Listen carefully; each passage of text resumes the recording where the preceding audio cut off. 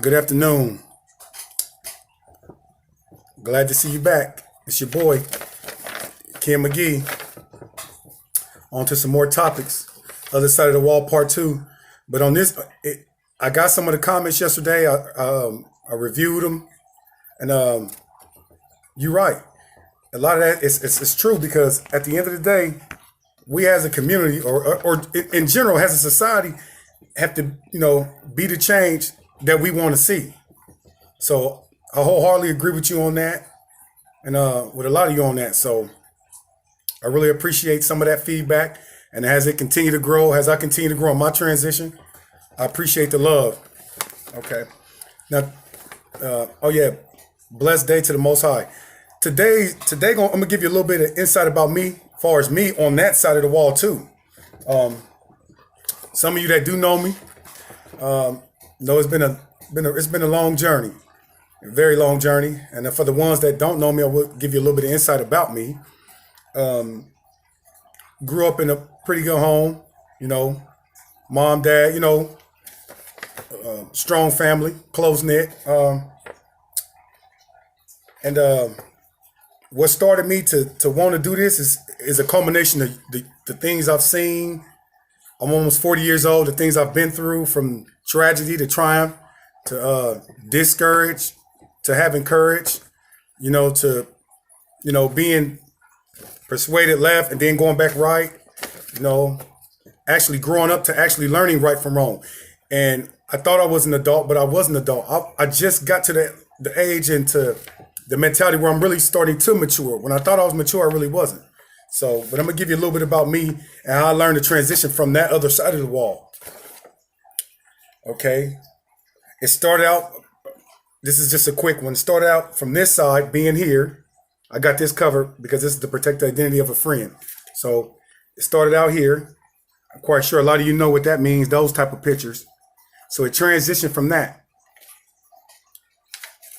$7 an hour. I didn't give up. I didn't let my lifestyle or my past dictate my future. I ended up getting involved with a good job, took some trade, ended up learning some things about ink. Some I would have never thought about. But life has its way of being positive. I went there, got a trade in that, learning how to deal with ink. Along the way from that, I got some encouragement. I put some ideas I had together with some help, and with some family members that supported me. And I went there, started a summer camp for the youth. That's part of where that support our community comes from. Some of you remember this. It's a lot of stuff. Even had support from a couple pizza places around here, Popeyes. So it's BW3s. That's part of my, right there. The rewards I gave to some of my the students that I taught through the class, the agendas that we had going on. It's a lot of things, man, that I grew up to become, and I'm proud of myself. But I couldn't have did it without having faith in the Most High. Most importantly, that same support that I was talking about, I had, and definitely. So it's never over. The key thing is, the point I'm trying to say is, life is what you make of it. It's never what you settle for. And like I said, until you want to make that change, then you're going to always be stuck in that place of life. You got to outgrow that, So it's definitely things that I still learn, things I'm still learning on, and things I want to do. I want to better myself on.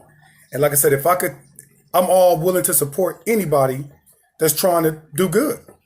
And like I've said before, as I conclude the part two of the wall, other side of the wall, be the change that you want to see, So sometimes it takes being the bigger person, however you want to place it. But you have to be the change that you want to see. And here's a special quote from Frederick Douglass Harper. If you can do more good than you do, then do it. If you can be better than you are, then be it. If you have the opportunity to do the right thing, then do not hesitate. Frederick Douglass Harper.